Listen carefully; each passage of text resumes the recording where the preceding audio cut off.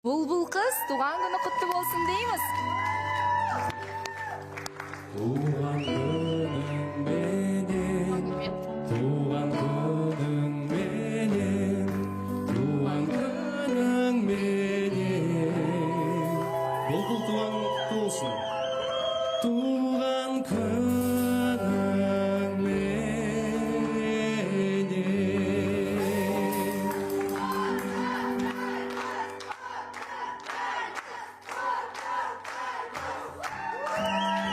Бұлбұл шын жүректен туған күніңізбен, жаңа жасыңызбен құттықтаймыз. Ата-анаңызға мың алғыс, сізді осындай әп-әдемі сұлуды дүниеге әкелгені үшін, және бар тілейтінім жаңа жасыңызда өзіңіз қалаған барлық мақсаттарға сүрінбей жете беріңіз. Барлық армандарыңыз орындала берсін. Әп-әдемі сұп-сұлу қалпыңыз өзгермесін. Еш уақытта көзіңізге жас алмаңыз. Ал көз жасыңыз тамшылайтын болса, тек қана бақыттан, қуаныштан сүйіктіңізбен қосылыңыз, сүйіктіңізбен ғана сүйікті болыңыз дегім келеді. Және Big Box дүкені ұсынған Бұлбұлға осындай естелік кітапша блокнотты сыйға тарту етеміз. Туған күн құтты болсын.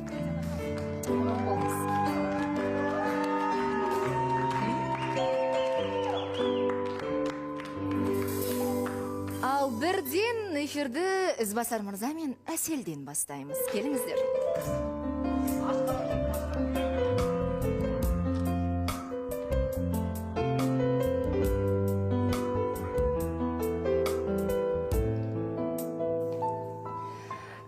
Неге біз бүгін Нарахат әнімен эфирді аштық? Білесіз бе, барлығы біздің жұп үшін Әсел енді қашып түнгі клубқа бармай, осы студияда билеп, рахаттанып жүрсін деген ниетте ғой Ізбасар мырза. Бұның барлығы сіз үшін.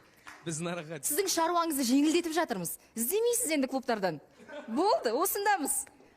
Керек болса хабарласыңыздар, осы жерде жиналамыз. Әр жексенбі кешкі сағат 9:00-де. Қосылайық Нарахат. Қалайсыздар? Жақсы, Яна ханым.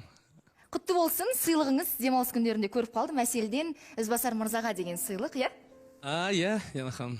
Сіз алдына бір айттыңыз ғой, неден киноға тығылып барып қойған кезімізде елдер көріп қойыпты, сары құртқан құдіреті болды, сіз шешті саным, қара қылып. Көзге тым қатты түсетін құртқа дейсіз ғой, иә? Содан кейін жақсы жерден бір үстіме бір сыйлық жасалдық бір-бірімізге, крем, үстіне бір не алдық, ол маған кәдімгі үстіме бір жиде алып берді. Бір-бірімізді қуантудың несі ғой енді. Керемет. Көз тимесін Әсел айтпақшы, иә? Иә, Диана ханым, қайырлы күн. Жалпы енді Ізбасардың стилін өзгертіп жатырмыз. Әсте. Иә, жай. Өзім енді жөндеп жатырмын ғой. Және өмірі Ізбасар мырза бармаған бір жерге барған екенсіздер, иә? Сіздің инициатива бойынша ғой, Әсел? Иә. Онда көрейік, қалай болды, қалай өтті экранда. Және Ізбасар мырза демалыс күндерінде бір жолдасын күтіп алған еді. Шырайлы Шымқаладан оралған біздің Данияр Ханзада, қош келдіңіз. Қалайсыз, амансыз ба? Жақсы жерге отырып алыпсыз бүгін. Мен Нарахат Дима. Ассалаумағалейкум, қазақ елі, Қырғызстан, Өзбекстан, Тәжікстан барлығына. Осы демалып жатқан кезде осы көрермендер қолдау көрсеткен барлығына үлкен рахмет. Диана ханым, саған қаптың сіздер. Денсаулығыңыз қалай? Денсаулық жақсы, шүкір барлығы. Емделдіңіз ғой? Жүрек енді ауырмайды? Ауырмайды жүрек. Ауырмайды, жүрек ауырмайды. Енді тек қана ғашық болу керек екен, Диана ханым үйленіп. Ол жаңа бір адамға ма әлде ескі өмірде? Жаңа. Өйткені бір суреттеріңізді жүктеген көріп қалдым. Кім жүктеді? Сіз жүктедіңіз ғой? Серуендеп. Диана ханым, просто Паркте.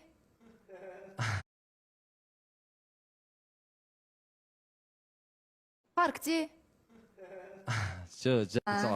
Ренжіген жоқ, е? Барлығы керемет, Диана ханым. Қыздар, келіңіздер, үйленейік ертерек. Гүлназым қалай? Ол кім дегесін ба? Жоқ, Диана ханым, ескіге жоқ қошым. Ордас, не надо?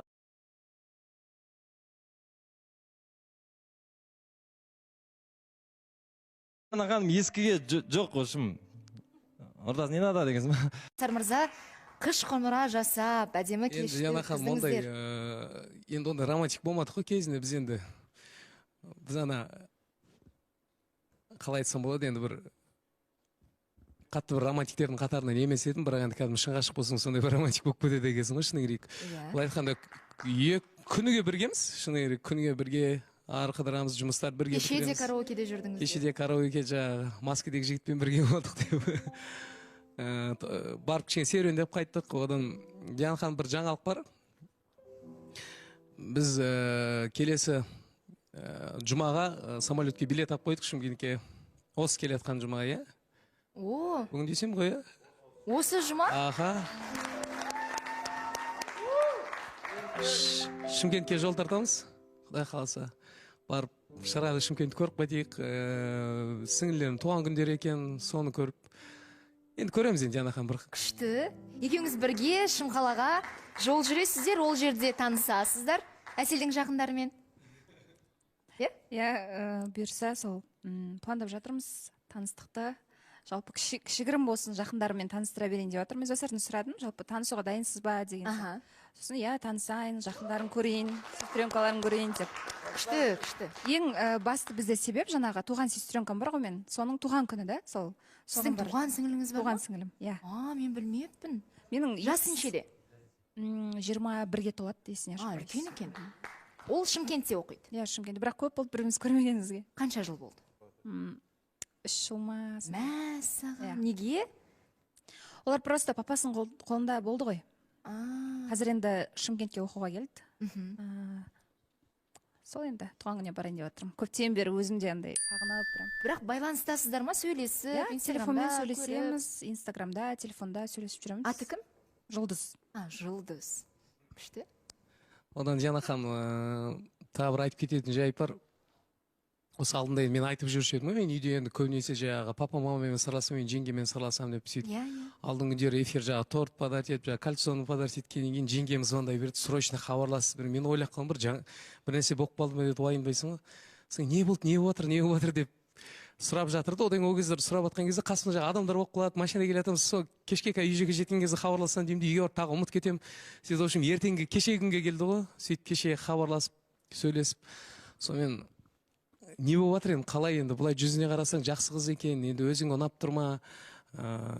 Енді жеңгем енді жаңағы жұмыс істеп жатқаннан кейін ағам екеуі енді Астана қаласында ғой, енді отпускыны қай уақыт қалайық деп жатыр да. Мәссаған. Сондай жоспарлар кетіп жатыр. Иә, сондай жоспарлар.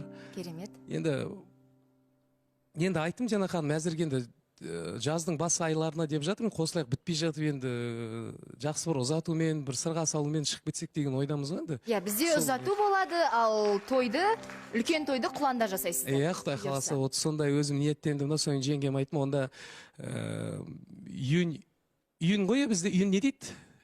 Маусымның аяғына ала беріңіздер деді мен, примерно өзі бір қосылайықтың бітетін уақытыр жаз ғой, үйде жаңа ремонт бар, өздеріңіз білесіздер, бітпеген соларды барып кішкене бітіріп соны жайғастырғаннан кейін Құдай қаласа енді өзі әсте деген нәрсе сол жайлап келе жатыр. Ал ата-анаңызбен сөйлеспедіңіз? Ата-анамен сөйлескенде бұлай алдында сөйлесіп қалдым. Енді алдында білесіздер, бір жолға шыққан кезде үйде балалармен бірге бардым, Ақтөре хамалар бәріміз үйде тамақ жеген кезде енді бұл жерде бізде бірге әңгіме болмайды да, бірақ общий круг адамдармен отқан кезде білесіздер, Ақтөре деген әңгімені жібереді ғой отырып алып. Сол кездерде енді былай общий круг әңгіме болды. Қалай енді, кім Әсел ұнай ма деп біздің Ақтөрлер сұрақ қойып отыр, Даниялар қойып отыр. Басы өзі жақсы көрсе болды да, енді көнеді ме өзіне, қалай өзі деп біздің үйдегілер сұрай береді, мамадан да сұрап жатыр да енді. Қалай енді Әсел ұнай ма, өзіңізге ұқсайды екен деп балалардың біреусі айтып жатыр. Сонымен әрине ұнайды ғой, енді бала өзі қалай қарайды, егер ертерек нетіп жатса, ертерек қамдана берейік деген нәрсені айтып жатыр. Керемет, бүгін жалпы аптамызды да, бүгінгі эфирді де өте күшті жаңалықтан бастап жатыр екенбіз. Рахмет сіздерге. Алға қарай, ілгері қарай даму, жылжу, бұл бір жаңа деңгей, прогресс қой сіздердегі. Өте қуаныштымыз негізінде. Көптен күткен қадамдар. Және қайтар жолда өздеріңіз ана жол айтқандай құланға кіріп қайтасыздар. Оны бұлай қылдық, Жанахан, құланға бөлек барсақ па деп едік, келіп, өйткені біз самолеттің несін туда обратно рейске алып қойдық. Қойдыңыздар. Бірден. Болмаса жолдан жаңағы таудың үстіне түсесіз. Секіріп дейсіз. Әсел, өткен жолы бір-екі жеңгеңіздің қарсылығы бар еді деп едіңіз. Ол жақ қалай болды?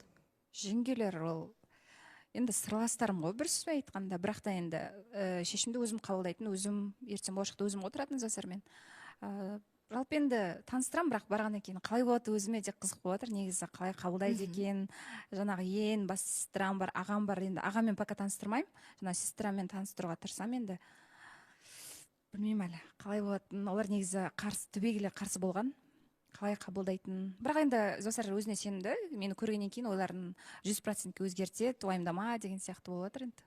Негізінде барлық жауапкершілік менде деп ойлаймын, Жанахан, өйткені Әселдің маған қойған сұрағы, сен жалпы танысуға дайынсың ба дейді. Енді өйткені кәдімгі серьезный отношение болғаннан кейін, енді мысалы жұптық қатынас болғаннан кейін танысуға дайын болсаң, егер сен 100%, онда жарайды танысайық деп жатыр. Мен бірден айттым, мен дайынмын, 100% дайынмын, барып танысып, 100%, егер нетіп жататын болса, мен өзімнің іште енді кәдімгі жоспарым ғой, құдай қалса жаздың бас айларында деген ниет қой.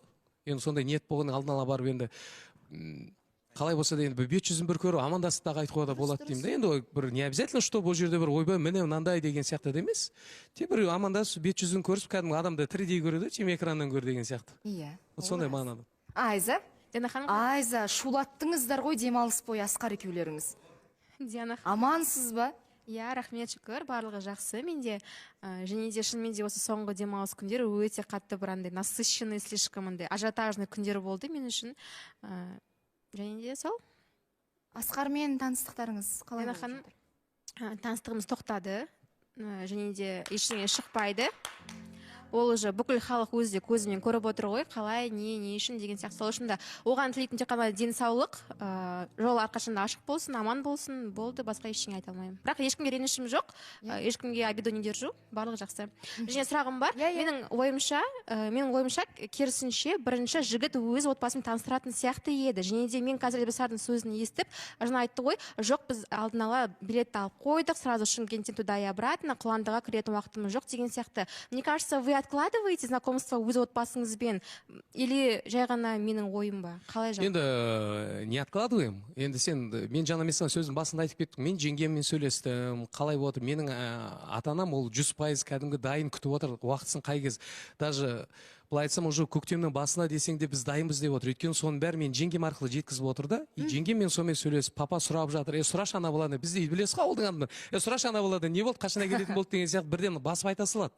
Бізде қаладағыдай кішкене понятие деген емес. Қалада енді бәрі нарахати. Қалада енді нарахати болды. Біз жақта сәл кішкене біз әке-шешеміз деген сәл кішкене бұрын бізді андай өсірді Диана ханым, енді кәдімгі қатал түрде өсірген. Содан біз кішкене әкемізге көп қарсы келе бермейміз. Сәл еркелеп қоямыз. Бірақ біздің үйде қыз болмағаннан кейін барлық мен жеңгем айтады нелерді. Сұрашы ана баладан не отыр, өзі әкелетін болды, әкелмейтін болды ма деген сияқты. Вот сол жағынан.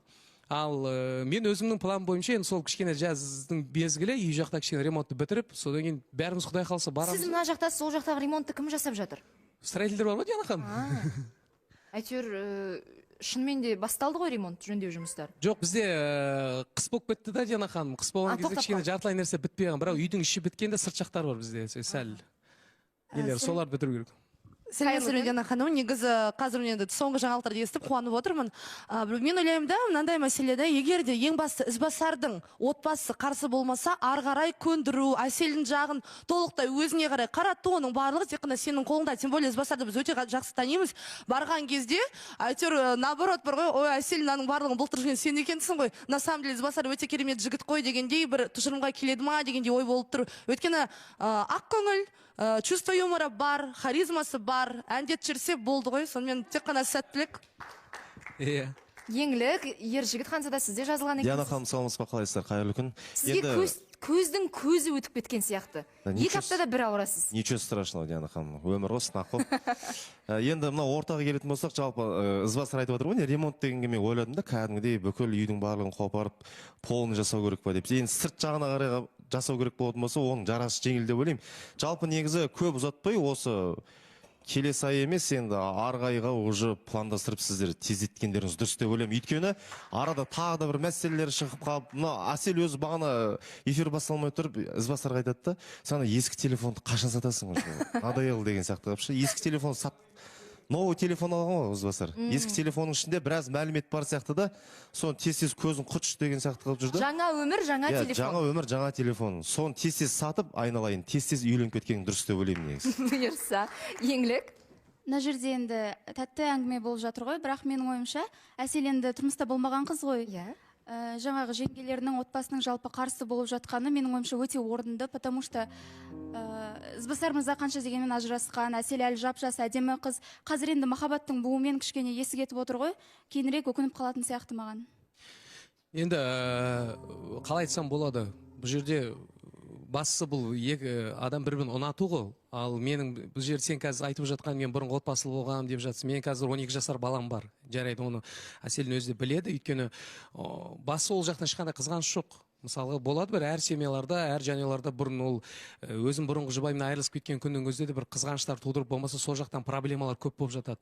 А менің проблемам тек балама көмектесу болды, сол ғана. Өйткені есейген бала, ал бұрынғы экс жұбайыммен мен ешқандай кәдімгі конфликт, анау мынау деген әңгіме жоқ. Өйткені оның жеке өміріне мен араласпаймын, ол мен жеке өміріме араласпайды дегендей. Еңлікке айтайын дегенім, Жана ханым, негізінен еңлік сен жас қызсың, және де егер де сен ғашық болып қалсаң, сен жігіттің ажырасқанына да қарамайсың, баласы бар ма жоқ паға қарамайсың. Өйткені ол махаббат бар кезде ты бессильно болып қаласың. Сол үшін мен кажется, алдын ала енді махаббатты сезінбей тұрып бұл айтудың керек. Сіз мен үшін жауап бермей қойыңыз, мен қараймын. Мен есім кетіп қанша жерден ғашық болып қалсам да ажырасқан адамға никогда өзімді қимайтын едім. Никогда не говори никогда. Басында бұлбұлда келген кезде сөйтіп айтқан же, мен ешқандай неге қарамаймын деген сияқты. Өзіне үлкен жігіттер мысалы. Әселдің өзі ең басына келгенде айтқан болатын, мен ажырасқан жігітке ешқашан да тұрмысқа шықпаймын деп. Әселдің өзі де айтты, бірақ Әселдің өзі қалай ғашық болып қалған өзі де білмей қалды. Сол үшін де. Енді жас қыздар ғой, кім Айза, сендер кішкене өмір көрген қызсыңдар, бұл әлі кішкентай кім айтпа, айбат айтпа, сүттей қыздар ғой әлі.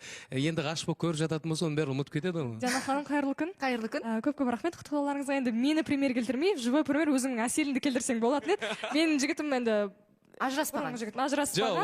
Және мен ең басына келген кезде менде бір қатып қалған талап жоқ деп келген едім, мен өзім талабы. Әсел ол ешқашан никогда деп отырған, ол Әсел, мен Әселмін, мен ондай жігітке қарамаймын деп. Негізінде Әселді пример келтіру керек. Иә, Диана ханым, негізі басында келген кезде сразу айтқан едім, ажырасқандар мен үшін екінші сортта, ондайлармен араласпаймын, сөйлеспеймін. Өмірде жалпы бұрын да сөйтіп айтатын, всегда ажырасқан болса ужас, ана подругаларым сөйлеседі, ажырасқандармен қалай сөйлесесіңдер, ужас қой деп, тем более баласы бар деген. Енді ғашық болып қалғаннан кейін енді бәрін көз жұмады екенсің, ол важно емес болып қалады екен. Просто Әсел, сен қазір солай ойлап отырсың да, бірақ кейін бәрібір де ол проблема сендердің алдарынан шығады. Әйелі, тем более баласы бар. Енді қалай қиып отырсың просто? Сен былай қара, мен мысалға бір әйелі бар, баласы бар дейтіндей, менің мысалға ұлым қазір ержетіп өсіп қалған. 12 жас деген ол кәдімгі үлкен, уже ерексек. Уже ол 3-4 жылдың ішінде кәдімгі уже удостоверение алатын жігітке келеді, уже болды ғой, былай айтқанда. Ал ондай нәрселерді мен о бастан айтып келе жатып, менде ешқандай жанжал болмаған. Мысалы, ара қатынас жайлы әйелім, бұрынғы экс әйелім